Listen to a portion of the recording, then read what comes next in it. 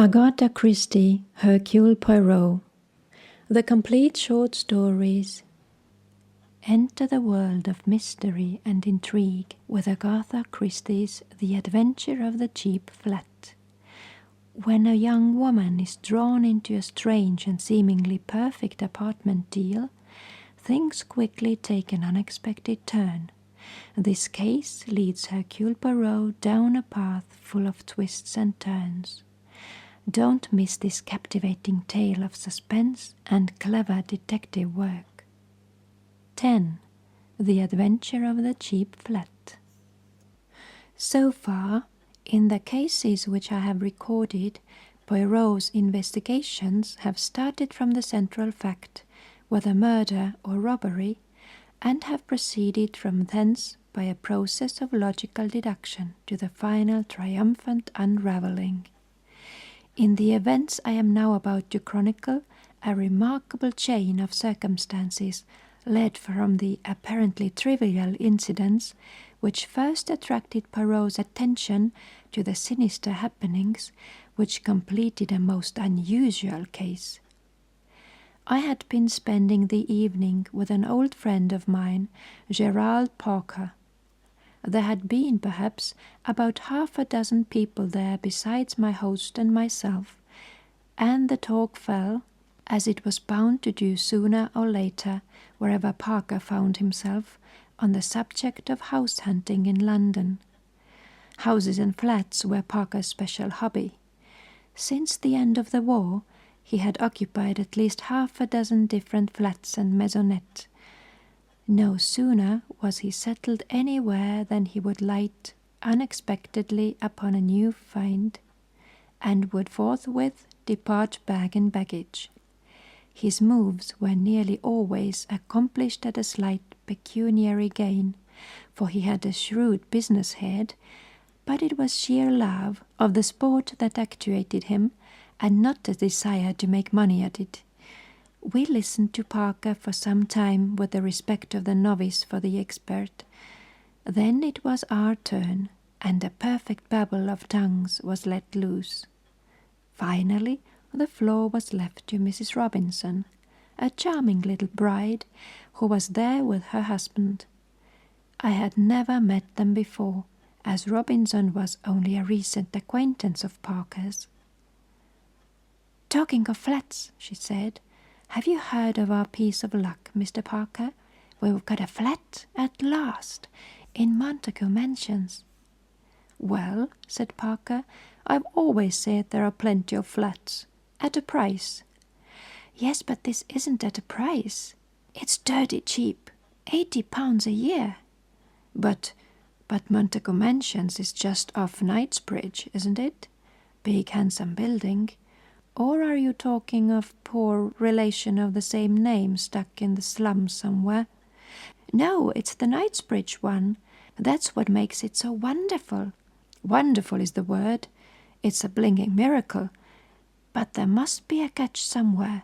Big premium, I suppose." "No premium." "No prem, huh? Hold my head, somebody," groaned Parker. "But I've got to buy the furniture," contained Mrs. Robinson. "Ah," Parker bristled up, "I knew there was a catch." "For £30, and it's beautifully furnished." "I give it up," said Parker. "The present occupants must be lunatics with a taste of philanthropy." Mrs. Robinson was looking a little troubled. A little pucker appeared between her dainty brows. "It is queer, isn't it? You don't think that the place is haunted?" "Never heard of a haunted flat," declared Parker decisively. "No," Mrs. Robinson appeared far from convinced. "But there were several things about it all that struck me as, well, queer." "For instance?" I suggested. "Ah," said Parker, "our criminal expert's attention is aroused. Unburden yourself to him, Mrs. Robinson. Hastings is a great unraveller of mysteries."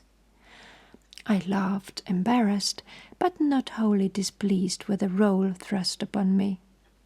"Oh, not really queer, Captain Hastings, but when we went to the agents, Stosser and Paul, We hadn't tried them before because they only have the expensive Mayfair flats, but we thought at any rate it would do no harm. Everything they offered us was $400 and $500 a year, or else huge premiums, and then, just as we were going, they mentioned that they had a flat at 80, but that they doubted it would be any good our going there. Because it had been on their books some time, and they had sent so many people to see it, that it was almost sure to be taken, snapped up, as the clerk put it, only people were so tiresome in not letting them know, and then they went on sending, and people get annoyed at being sent to a place that had perhaps been let some time. Mrs. Robinson paused for some much-needed breath, and then continued. We thanked him and said that we quite understood it would probably be no good, but that we should like an order all the same, just in case. And we went there straight away in a taxi, for, after all, you never know.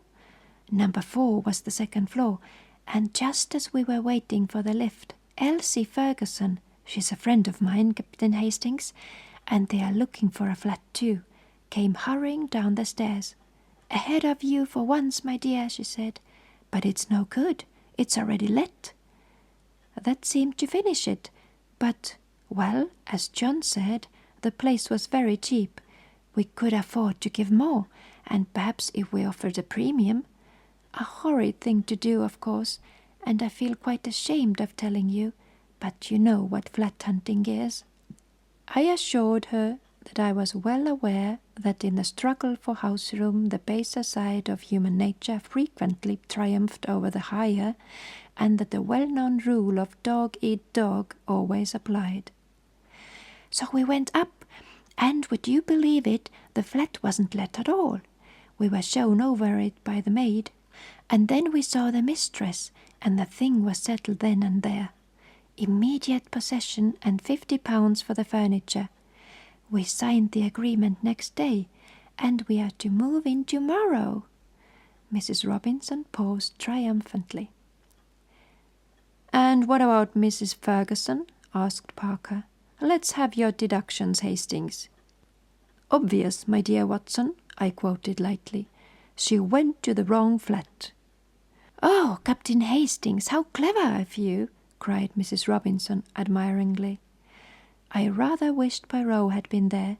Sometimes I have the feeling that he rather underestimates my capabilities.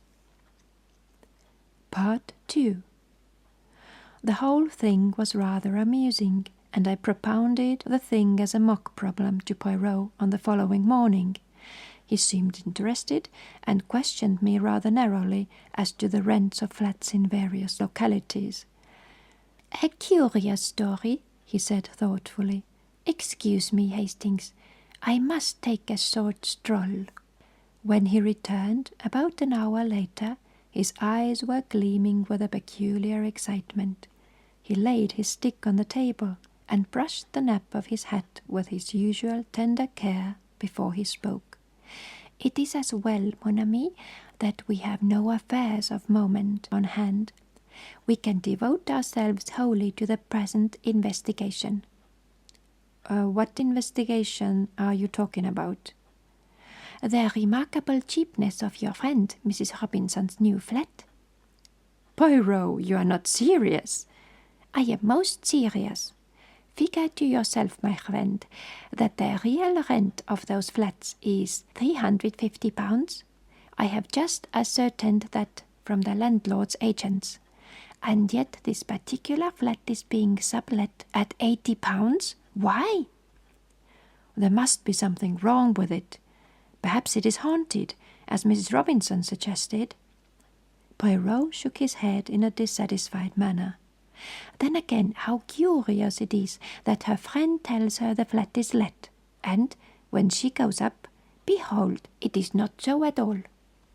But surely you agree with me that the other woman must have gone to the wrong flat. That is the only possible solution. You may or may not be right on that point, Hastings. The fact still remains that numerous other applicants were sent to see it, and yet In spite of its remarkable cheapness, it was still in the market when Mrs. Robinson arrived. That shows that there must be something wrong about it. Mrs. Robinson did not seem to notice anything amiss. Very curious, is it not? Did she impress you as being a truthful woman, Hastings? She was a delightful creature. Évidemment, since she renders you incapable of replying to my question. Describe her to me, then. Well, she's tall and fair. Her hair's really a beautiful shade of auburn. Always you have had a penchant for auburn hair, murmured Poirot. But continue. Blue eyes and a very nice complexion and, well, that's all, I think, I concluded lamely. And her husband? Oh, he's quite a nice fellow, nothing startling. Dark or fair? I don't know, betwixt and between, and just an ordinary sort of face. Poirot nodded. Yes, there are hundreds of these average men, and anyway, you bring more sympathy and appreciation to your description of women. Do you know anything about these people? Does Parker know them well? They are just recent acquaintances, I believe. But surely, Poirot, you don't think for an instant. Poirot raised his hand. Tout doucement, mon ami. Have I said that I think anything? All I say is, it is a curious story, and there is nothing to throw light upon it, except perhaps the lady's name, eh, Hastings? Her name is Stella, I said stiffly, but I don't see. Poirot interrupted me with a tremendous chuckle. Something seemed to be amusing him vastly. And Stella means a star, does it not? Famous? What on earth? And stars give light, voila. Calm yourself, Hastings. Do not put on that air of injured dignity. Come, we will go to Montagu Mansions and make a few inquiries. I accompanied him, nothing loath. The mansions were a handsome block of buildings in excellent repair. A uniformed porter was sunning himself on the threshold, and it was to him that Poirot addressed himself. Pardon, but would you tell me if Mr. and Mrs. Robinson reside here? The porter was a man of few words, and apparently of a sour or suspicious disposition. He hardly looked at us and grunted out, "Number 4, second floor." "Thank you. Can you tell me how long they have been here?" 6 months. I started forward in amazement, conscious as I did so of Poirot's malicious grin. "Impossible!" I cried. "You must be making a mistake." 6 months. "Are you sure? The lady I mean is tall and fair, with reddish gold hair, and—" "That's her," said the porter. "Come in the Misherman's quarter, they did, just 6 months ago." He appeared to lose interest in us and retreated slowly up the hall. I followed Poirot outside. "Eh bien, Hastings?" my friend demanded slyly. "Are you so sure now that delightful women always speak the truth?" I did not reply. Poirot had steered his way into Brompton Road before I asked him what he was going to do and where we were going. "To the house agents, Hastings. I have a great desire to have a flat in Montagu Mansions. If I am not mistaken, several interesting things will take place there before long." We were fortunate in our quest. Number 8 on the 4th floor was to be let furnished at 10 guineas a week. Poirot promptly took it for a month. Outside, in the street again, he silenced my protests. "But I make money nowadays. Why should I not indulge a whim? By the way, Hastings, have you a revolver?" Yes, somewhere," I answered, slightly thrilled. "Do you think—" "That you will need it? It is quite possible. The idea pleases you, I see. Always the spectacular and romantic appeals to you." The following day saw us installed in our temporary home. The flat was pleasantly furnished. It occupied the same position in the building as that of the Robinsons, but was 2 floors higher. The day after our installation was a Sunday. In the afternoon, Poirot left the front door ajar and summoned me hastily as a bang reverberated from somewhere below. "Look over the banisters. Are those your friends? Do not let them see you." I craned my neck over the staircase. "That's them," I declared in an ungrammatical whisper. "Good. Wait a while."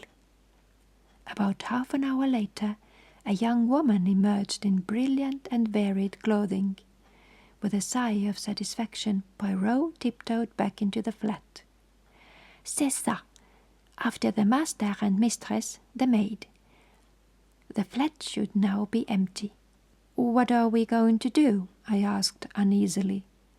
Poirot had trotted briskly into the scullery and was hauling at the rope of the coal lift. "We are about to descend after the method of the dustbins," he explained cheerfully. "No one will observe us. The Sunday concert, the Sunday afternoon out, and finally the Sunday nap after the Sunday dinner of England. Le roast beef, all these will distract attention from the doings of Hercule Poirot. Come, my friend." He stepped into the rough wooden contrivance, and I followed him gingerly. "Are we going to break into the flat?" I asked dubiously. Poirot's answer was not too reassuring. "Not precisely today," he replied. Pulling on the rope, we descended slowly till we reached the 2nd floor. Poirot uttered an exclamation of satisfaction as he perceived that the wooden door into the scullery was open.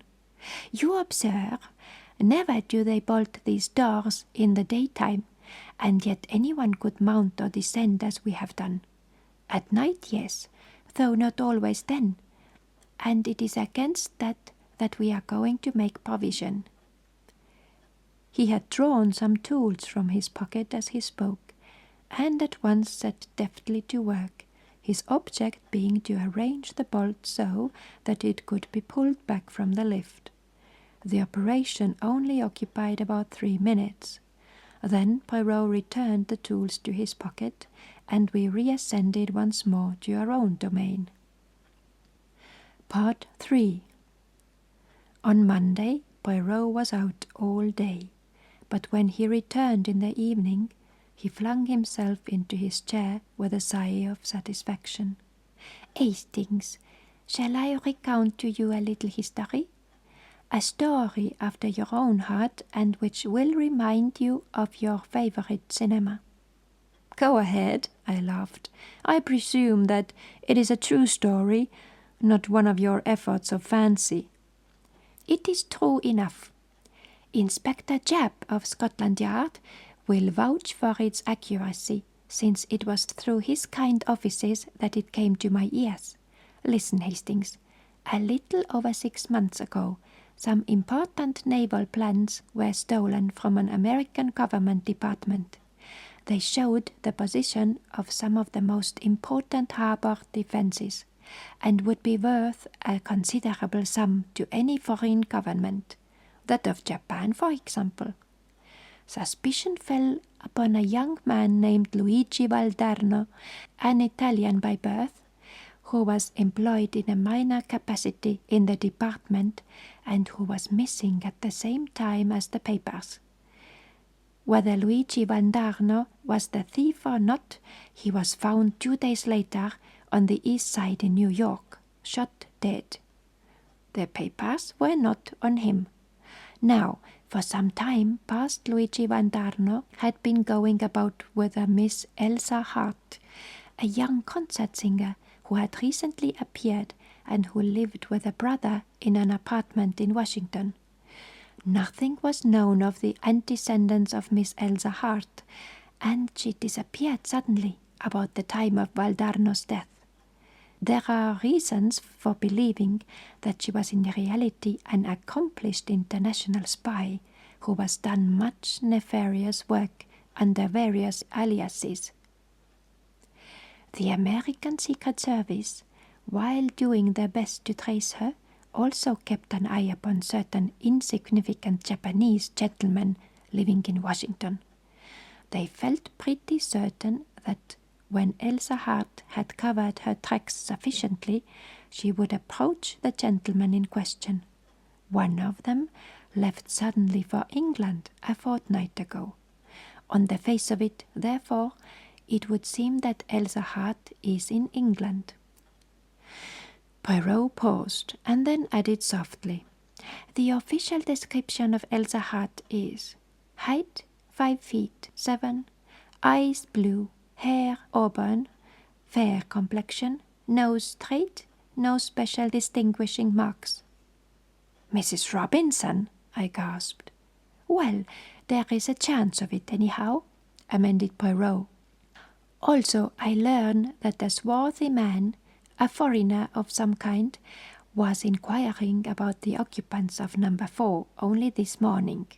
Therefore, mon ami, I fear that you must forswear your beauty sleep tonight, and join me in my all-night vigil in that flat below, armed with that excellent revolver of yours. Bien entendu?"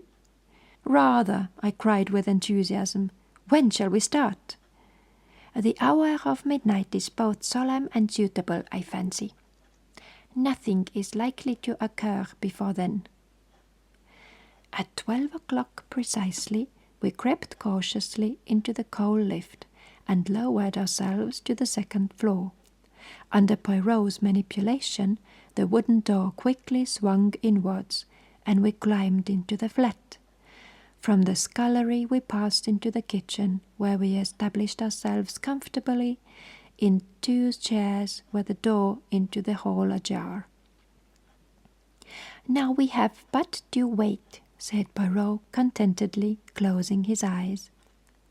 To me, the waiting appeared endless. I was terrified of going to sleep. Just when it seemed to me that I had been there about 8 hours, and had, as I found out afterwards, in reality been exactly 1 hour and 20 minutes, a faint scratching sound came to my ears.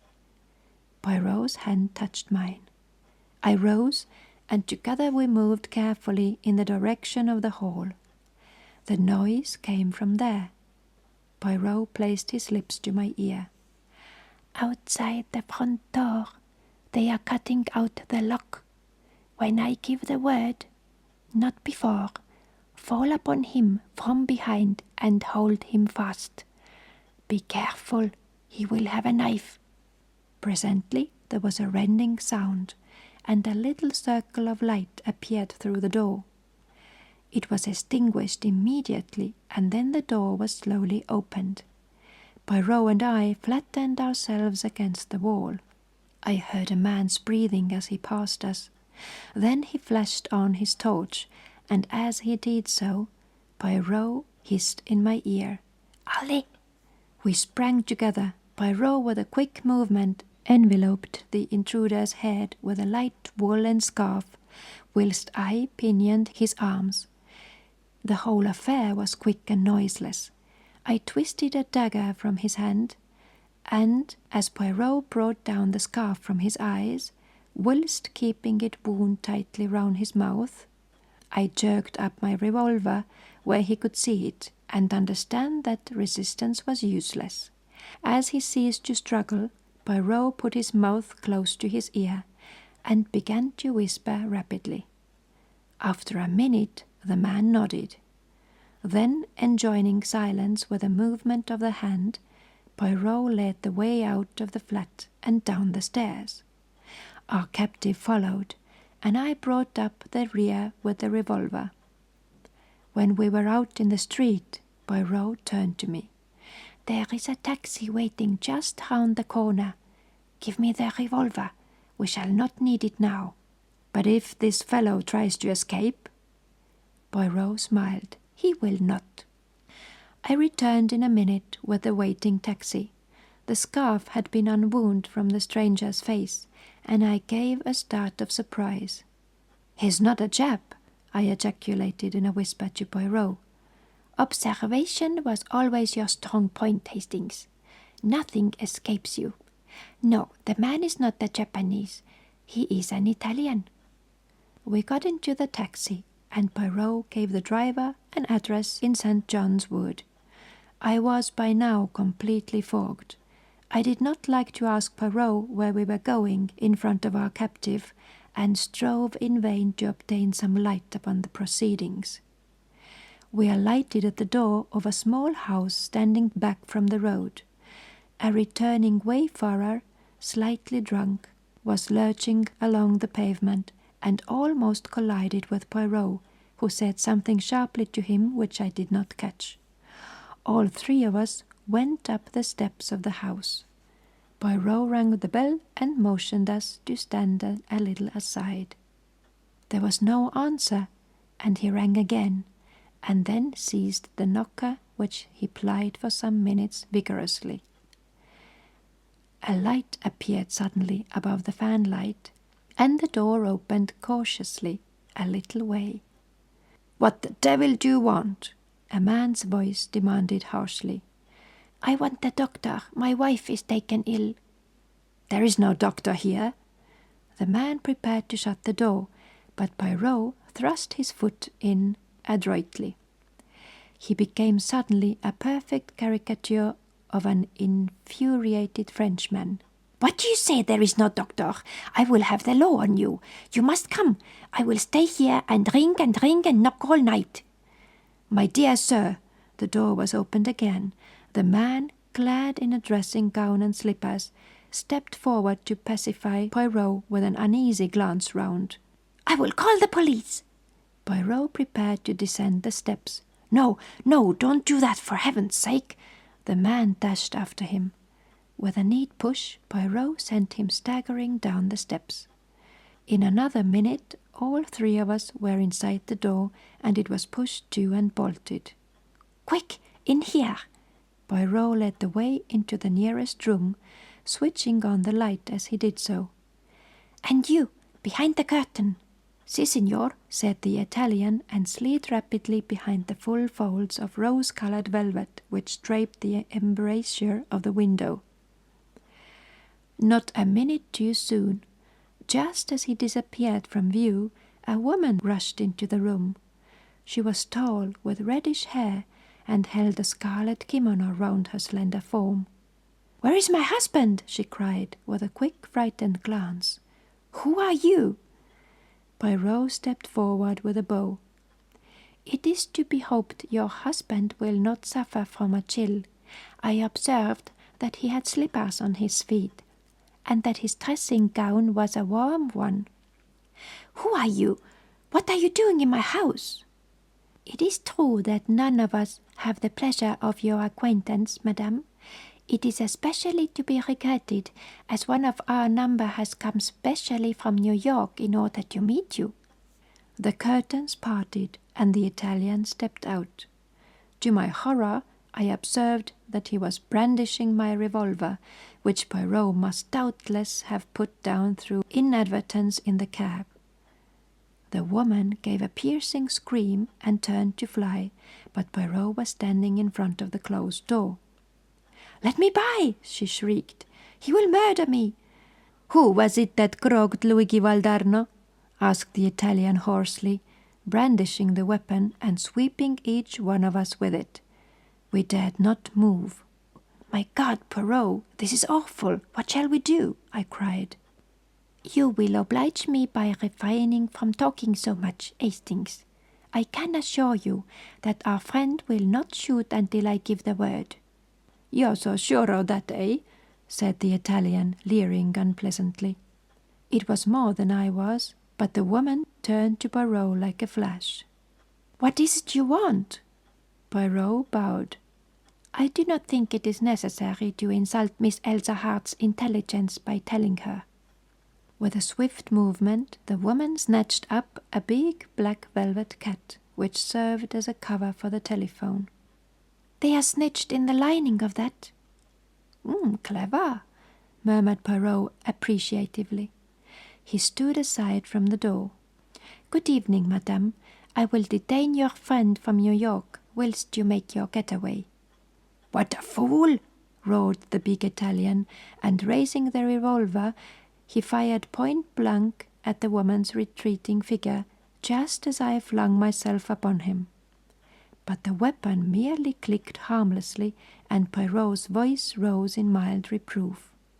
"Never will you trust your old friend, Hastings. I do not care for my friends to carry loaded pistols about with them, and never would I permit a mere acquaintance to do so. No, no, mon ami." This to the Italian, who was swearing hoarsely. Poirot continued to address him in a tone of mild reproof. "See now what I have done for you. I have saved you from being hanged. And do not think that our beautiful lady will escape. No, no, the house is watched, back and front. Straight into the arms of the police they will go. Is not that a beautiful and consoling thought? Yes, you may leave the room now, but be careful, be very careful. He is gone, and my friend Hastings looks at me with eyes of reproach. But it's all so simple. It was clear from the first that out of several hundred, probably, applicants for number 4 Montagu Mansions, only the Robinsons were considered suitable. Why? What was there that singled them out from the rest? At practically a glance. Their appearance? Possibly, but it was not so unusual. Their name, then? "But there's nothing unusual about the name of Robinson," I cried. "It's quite a common name." "Ah, sapristi! But exactly, that was the point. Elsa Hart and her husband, or brother, or whatever he really is, come from New York and take a flat in the name of Mr. and Mrs. Robinson. Suddenly, they learn that one of these secret societies, the Mafia, or the Camorra, to which doubtless Luigi Vandarno belonged, is on their track. What do? They hit on a scheme of transparent simplicity. Evidently they knew that their pursuers were not personally acquainted with either of them. What then can be simpler? They offer the flat at an absurdly low rental. Of the thousands of young couples in London looking for flats, there cannot fail to be several Robinsons. It is only a matter of waiting. If you will look at the name of Robinson in the telephone directory, you will realize that a fair-haired Mrs. Robinson was pretty sure to come along sooner or later. Then what will happen? The avenger arrives. He knows the name, he knows the address, he strikes. All is over. Vengeance is satisfied, and Miss Elsa Hart has escaped by the skin of her teeth once more. By the way, Hastings, you must present to me the real Mrs. Robinson, that delightful and truthful creature. What will they think when they find their flat has been broken into? We must hurry back. Ah, that sounds like Jap and his friends arriving. A mighty tattoo sounded on the knocker.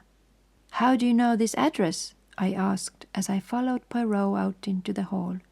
"Oh, of course you had the first Mrs. Robinson followed when she left the other flat." "À la bonne heure, Hastings. You use your grey cells at last. Now for a little surprise for Jap." Softly unbolting the door, he stuck the cat's head round the edge and ejaculated a piercing "Eow." The Scotland Yard inspector, who was standing outside with another man, jumped in spite of himself. "Oh, it's only Monsieur Poirot and one of his little jokes," he exclaimed, as Poirot's head followed that of the cat. "Oh, come on, let us in, monsieur." "You have our friends safe and sound?" "Yes, we've got the birds all right, but they hadn't got the goods with them." "I see, so you come to search. Well, I am about to depart with Hastings, but I should like to give you a little lecture upon the history and habits of the domestic cat." "For the Lord's sake, have you gone completely balmy?" "The cat," declaimed Poirot, "was worshipped by the ancient Egyptians. It is still regarded as a symbol of good luck if a black cat crosses your path. This cat crossed your path tonight, chap. To speak of the interior of any animal or any person is not, I know, considered polite in England, but the interior of this cat is perfectly delicate. I refer to the lining. With a sudden grunt, the second man seized the cat from Poirot's hand. "Oh, I forgot to introduce you," said Chap. "Mr. Poirot, this is Mr. Bird of the United States Secret Service." The American's trained fingers had felt what he was looking for. He held out his hand, and for a moment speech failed him. Then he rose to the occasion. "Pleased to meet you," said Mr. Bird. The End of the Adventure of the Cheap Flat. A short story by Agatha Christie.